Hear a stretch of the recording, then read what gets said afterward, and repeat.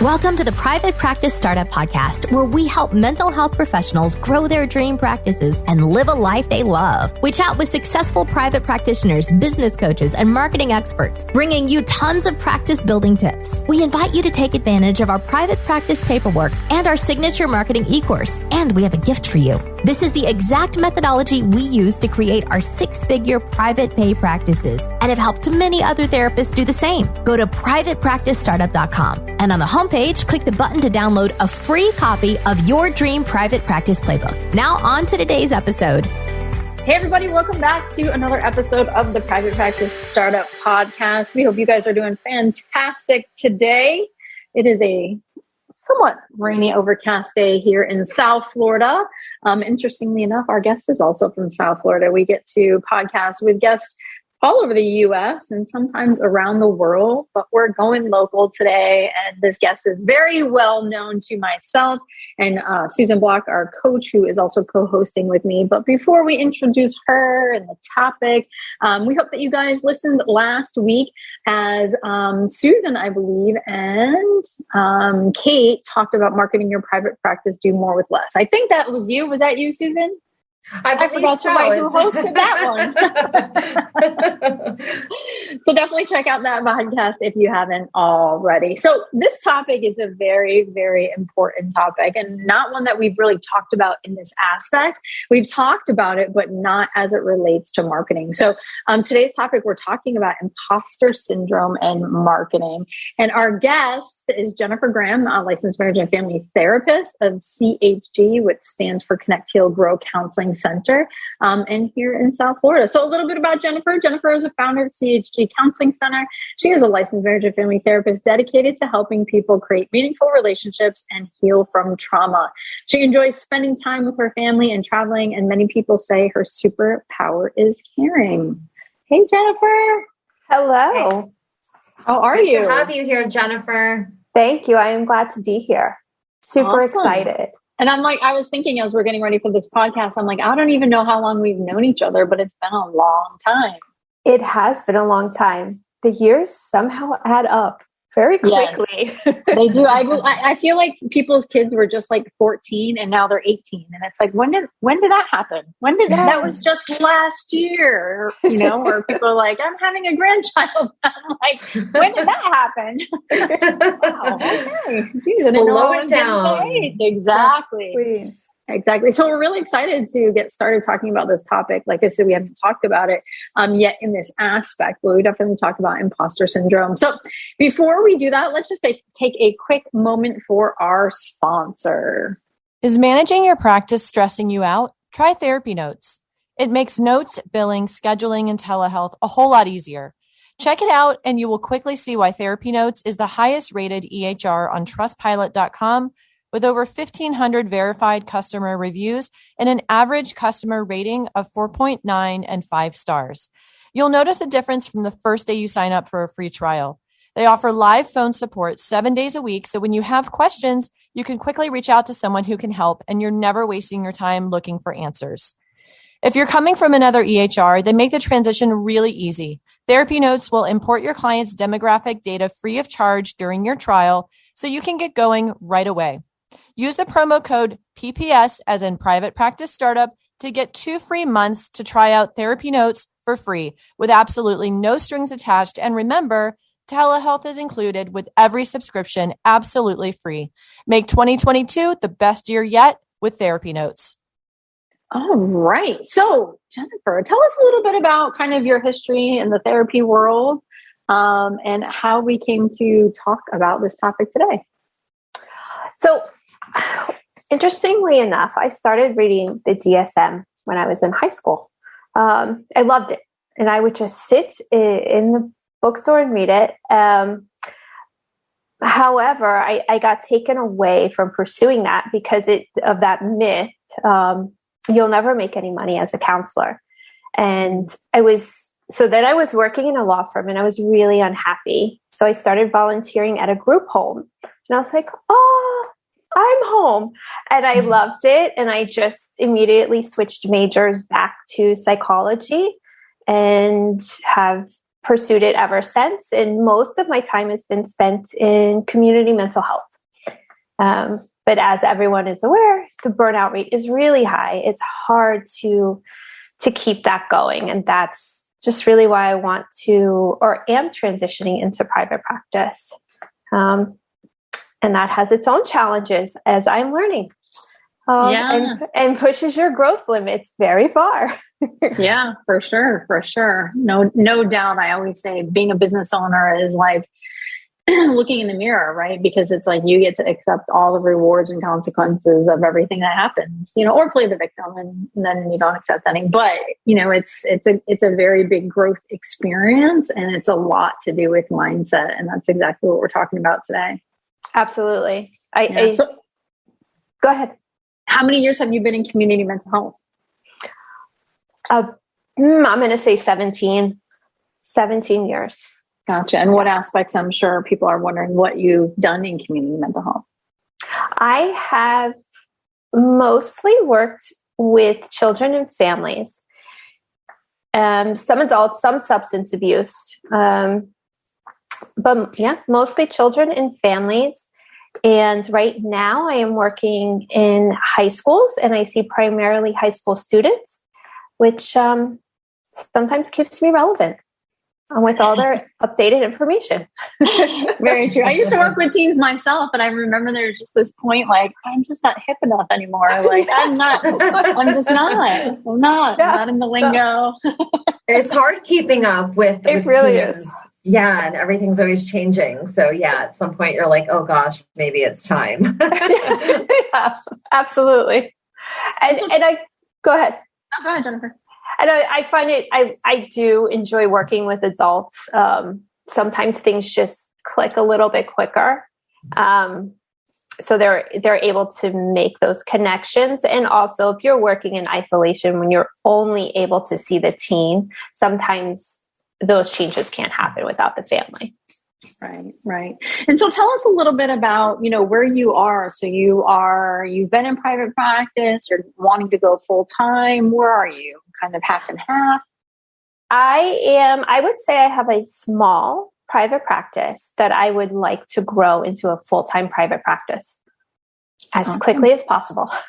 Awesome. So you're ready to really dive in, kind of feet first, probably with a little hesitation, but really rather dive right in. Yes. I'm curious, what made you decide to make that leap into private practice? That's a good question. I was feeling really burned out and also undervalued. And I think as time goes on in our careers, as we grow in our careers, obviously our skill set grows. And I just wasn't feeling valued and utilized in a way that I felt fulfilled in. So I was like, what is stopping me from creating my vision and how I want counseling to be, how I feel it's most effective for people? Because you are stifled sometimes into that model of you get 45 minutes a week and I can see you from this time to that time. And that doesn't work for everyone. Right. So I think that was a big part, feeling undervalued and just really wanting that creativity and autonomy. Nice. And so share with us a little bit about, so you found our e-course, right? And you started tackling it, and what began to arise? What did you know maybe that you didn't know about yourself, or what came to the forefront? So I think what came to the forefront immediately was that money mindset. So I had to do that shift on really valuing and knowing that I had value to offer. That was the first point that jumped out at me. And as we went along, I remember believe it's the first model where you start with the affirmations. And as I'm starting to write these affirmations out, it was like, whoa, all these automatic negative thoughts popped up in my head. And I always thought of myself as just an introvert and shy. And then when these thoughts started popping up, I'm like, what is this? Why am I thinking this way? So then I got to one of the recommended podcasts was on imposter syndrome. And I listened to this podcast and then it was like, ding, ding, ding, ding, ding. Like, this is what's going on here. And that after that, things started falling into place in the sense of this is what's holding me back from putting myself out there to market, to be seen, to let people know here is a service. And I'm pretty good at it, but it feels uncomfortable to say that.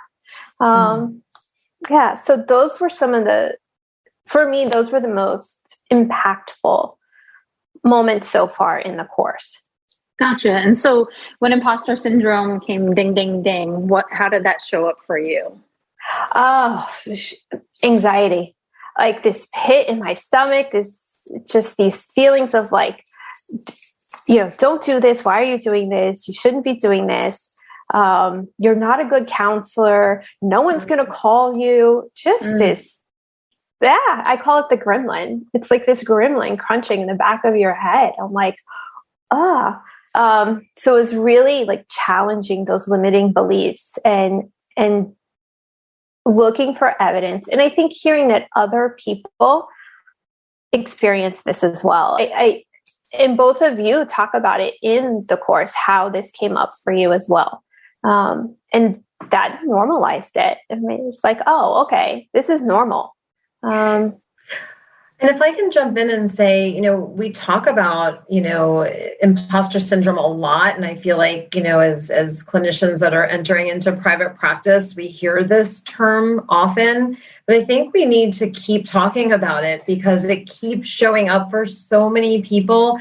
And something I say time and time again is, it doesn't go away. We learn to gain confidence around it based on the work that we're doing. And when we know we're putting good work out there clinically and we're doing all the right things in the marketing and we have a good mindset, that we start to have more confidence. But imposter syndrome is here to stay and play. And we just need to put it in the back seat, tuck it into the seatbelt, and we're in the driver's seat. And so I'm really glad that you're here talking about this today because people need to hear it in all different ways. Yeah, thank you. Yeah, I like that, putting it in the back seat. And also, one of the reframes was just like changing my relationship with it. Like, okay, you know what? I'm going to welcome this because if this is coming up for me, then I'm pushing forward and I'm doing stuff I haven't done before. And yeah, that's going to feel uncomfortable. That's part of it. Isn't that what we ask our clients to do? How can I ask less of myself? So that, that helped. And I think also like exactly what you're saying, it's like, these are opportunities and we can crawl under the blanket and draw the curtains and crumble, or we can seize the moment and say, okay, what is it that I need to do to gain more confidence or to grow and learn? And so that's so great that you mentioned that. Like, this is what we need in order to be able to move forward sometimes. Mm-hmm.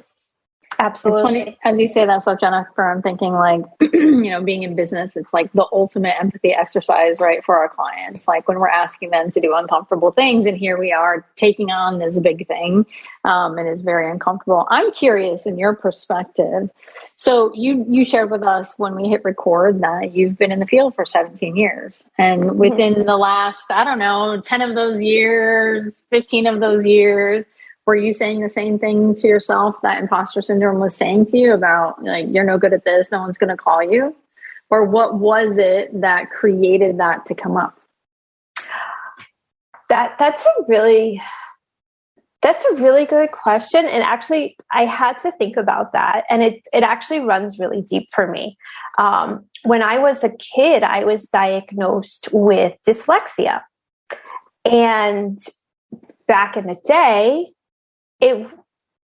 people didn't know as much about it now. And some of my teachers didn't handle it the best. I'm sure they handled it as best as they knew. And so it was always this like, okay, just go unnoticed. If you go unnoticed, you can get by and and no one will know that maybe your E is going to come before your I, and so it really went really deep for me to be like, oh, okay, that's where that comes from. And this is absolutely ridiculous, because I would never judge anyone for that. I would never say, don't go for something because you don't want to be seen. Like we should all shine. Everyone should shine. Everyone has their strengths. So I think for me, that's really what stuck out. So it's interesting, like making that parallel, like the isomorphism, right? Like the American Family therapists like to talk about. I feel like other professions are like, what is that word? Kate and I would talk about that in supervision. So isomorphism is one thing happening in one system and then a similar thing happening in another system, right? Or the same thing happening, right? So interesting as you say that, you're talking really about when at any type of life event, right? Or change, it could be, eustress, distress, whatever, like this stuff comes up. And so it's interesting how you've learned how to deal with the dyslexia, right? And then all of a sudden you go for a growth opportunity, which is going into business, which is, an event, a change or whatever. And boom, that stuff pops right back up. It's crazy. And yes. We see that with people, right? I mean, I don't even say clients, it's just kind of human nature. How interesting. Yes. And then, taking it a step further, you found a way to cope in your, when you were younger by staying under the radar, and then stepping into the world of private practice, and now really having to, put yourself out there in the world. That's scary, because that's something that you fought so hard to not do your whole life. And then here you are, like, putting yourself out there. So. Yes, it's so ironic, because the only way I realized the only way that I'm going to succeed is by putting yourself out there, or that marketing term, positioning yourself as the expert. So there's the growth. Yeah. So it's gone against everything that you tackled, right? And I'm kind of listening to my own therapist, like, well, how old are you there? Like, is that Katie the adult stepping in, or that, a teenager, a child? And that's exactly it. So, this adventure in business, this journey in business for us as therapists is totally relevant to what we ask our clients to do, and can really be the ultimate empathy exercise. But I'm just really loving this discussion. And so, first, Jennifer, you're just kind of talking about how it came up and labeling it and really understanding it, making a new relationship, reframing it, and how it showed up for you as the anxiety. So I'm sure there's a lot of people that can relate to what we're chatting about. But let's just take a quick moment for our sponsor. If you're a business owner, the last thing you want to spend your time on is handling payroll, employee benefits, time off requests, and everything else that comes along with managing a team. Let Gusto take these tasks off your plate. Gusto offers all-in-one payroll and HR for growing businesses. From full-service payroll and benefits to team management tools and more, Gusto makes it easy for you to support your hardworking team all in one intuitive platform. Gusto is loved by both businesses and employees. For businesses, having everything in one place is a game changer. With Gusto, most customers are able to run payroll in 10 minutes or less. And Gusto helps with the hard stuff too, like filing payroll taxes, compliance, new state tax registration, and more. Employees love that Gusto's interface is modern, fresh, and extremely intuitive and organized. Whether your team is in person, remote, or a combination, with Gusto, keeping your team on track is easy. Join the more than 200,000 new and growing businesses that are using Gusto to build a great workplace for their employees. Right now, Gusto is offering our listeners 3 months for free at gusto.com/PPS, as in the private practice startup. Get easy payroll, benefits, HR, and a happier team. Go to gusto.com/PPS today. So Jennifer, tell us a little bit more. So this kind of popped up for you in the money mindset aspect, and then you were able to kind of take it back and how deep it went, understanding that you just flew under the radar before, and not, like Susan said, like now that's anything but. So where are you in your journey with imposter syndrome, or I should say your relationship with imposter syndrome and marketing today? Today, I am embracing that feeling of anxiety. So when that feeling comes up and those negative beliefs come up, I really look at it as, okay, this is my next step. And And for me, just going along with the course, so I'm on module 6, which is the website. And so I completed the website with help. I did not do it myself. And then it was the launching of the website. And it's like, okay. Woo, the debut. Put yourself right out there. Yeah. Take a deep breath and hit the button. And then the next step was, doing the Facebook business page. And so that was, okay, invite, and do it really fast and click and just go. And just kind of acknowledging it and pushing yourself through it. So it's having that balance, recognizing the feelings and letting them guide and say, okay, now do it. And just do it as fast as you can. Well, and if I can say one thing that comes up through coaching, just in general, that, putting yourself out there can sometimes feel a little icky in general. And so I think really understanding why we put ourselves out there in the way that we do is ultimately because we know our clients are struggling, they're in pain, and they need our services. And it sounds like for you, that's something that you're working on. You said, I have something to offer. You knew that when you were working in community mental health and not feeling valued. And deep down, you have a lot to offer. And so when you market, knowing you have so much to offer for people who are in pain, I think it just changes the whole relationship with imposter syndrome altogether. And so I'm curious if that's kind of come up for you as well. I think that was one of the big things that we talked about, Susan, in the coaching call, is shifting that view of marketing. And instead of it being something icky and trying to do a sales call and in a pitch, it really is, I have something to offer. People are in pain and they need to find us, and they need to find quality. And so it's, in some ways it's a responsibility, because I am passionate about mental health. I believe mental health should be as easily accessed as going to a doctor, with no stigma around it. So how can I sit here and judge myself for marketing if I'm saying there should be no stigma? So I think that was a huge help in looking at it, and also looking at it as a relationship. I'm building relationships with people.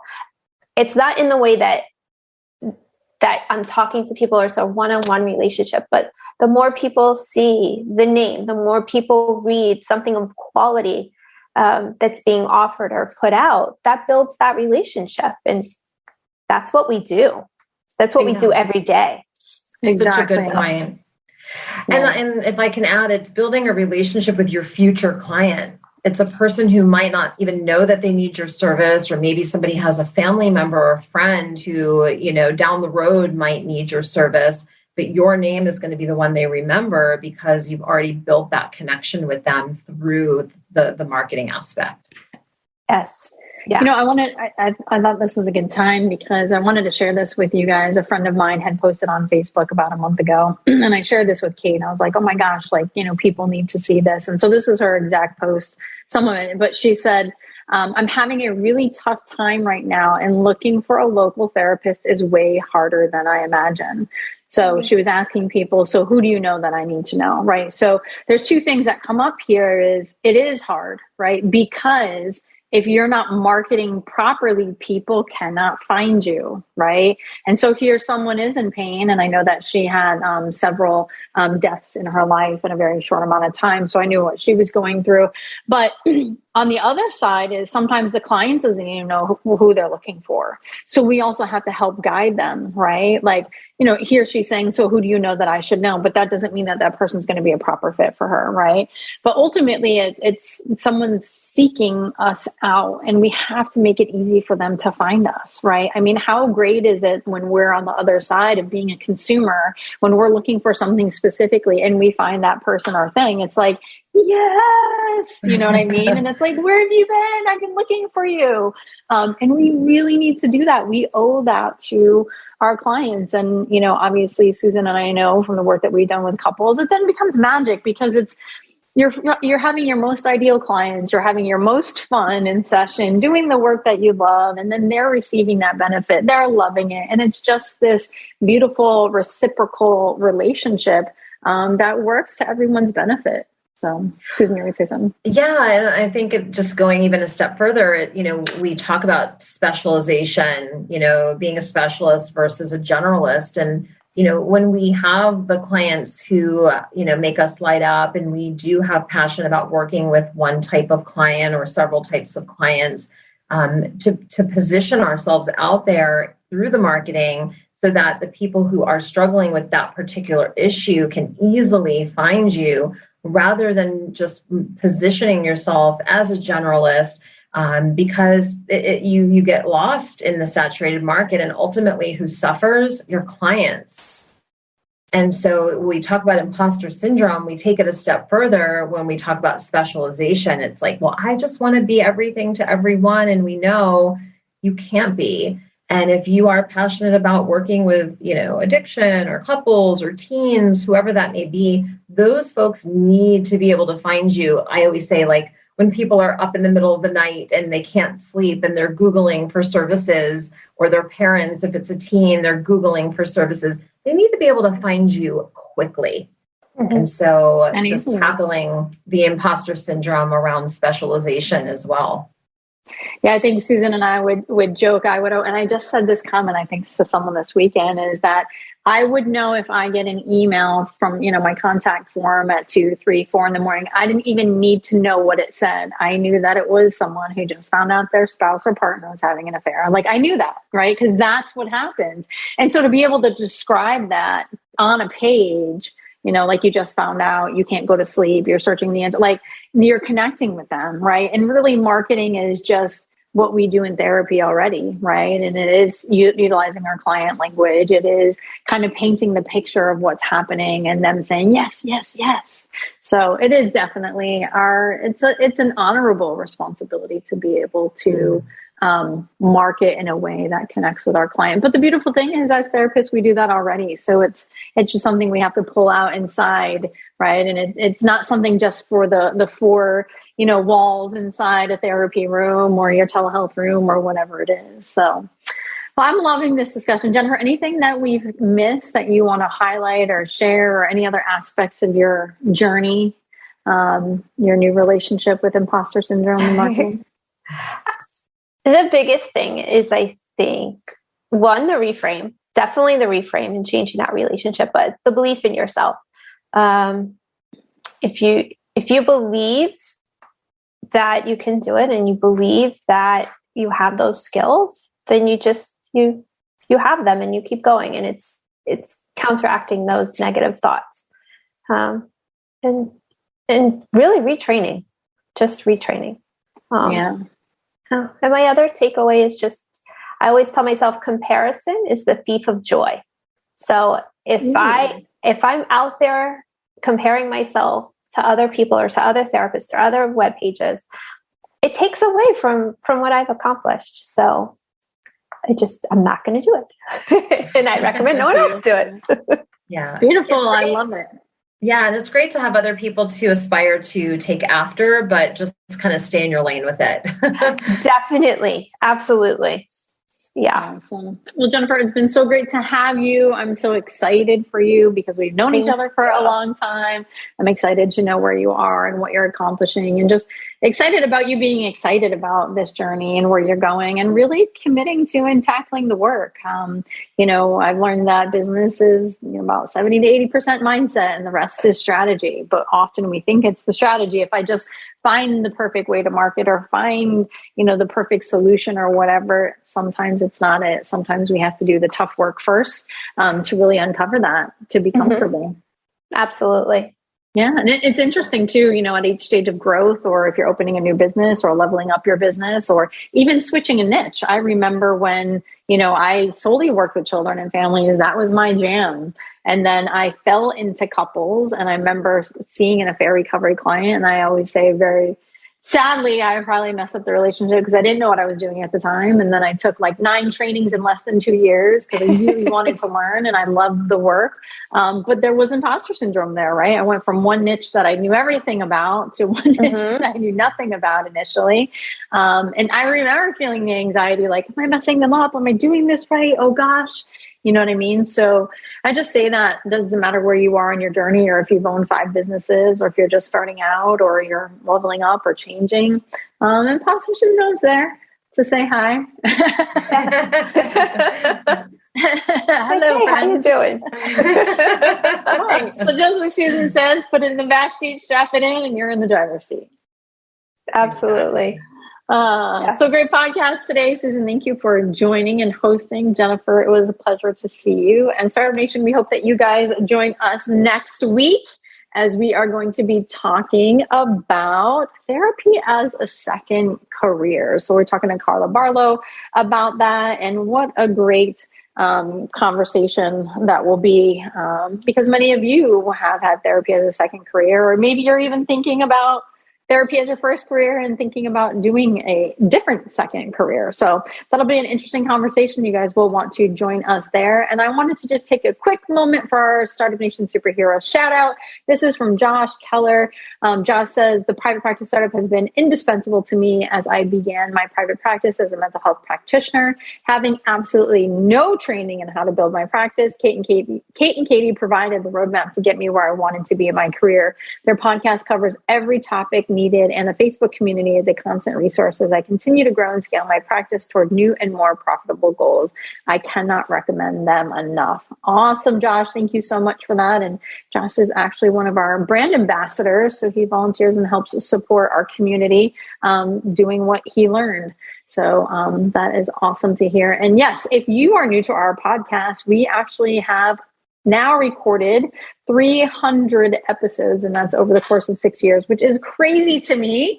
I remember thinking about the day when we were going to get to episode 100, and that was like a big deal. And here we are at 300. So you can find our podcast online at privatepracticestartup.com. You can look at the podcast tab, and you can get the most up-to-date podcast, or you can go to our podcast quick guide. And like Jennifer was talking about, if you want to search topics on money mindset, you can go straight to the M's and search for topics on money mindset. So however you like to consume your podcast, we have different options for you and your growth. But most importantly, Startup Nation, thank you for hanging out with us today as we talked about imposter syndrome and marketing. Thank you, Jennifer. Thank you, Susan. And we'll see you next time. Thanks for allowing us to inspire you from startup to mastery. Take care, everybody. Thanks for joining us on The Private Practice Startup. Visit theprivatepracticestartup.com for awesome resources, free trainings, attorney-approved private practice paperwork, and so much more.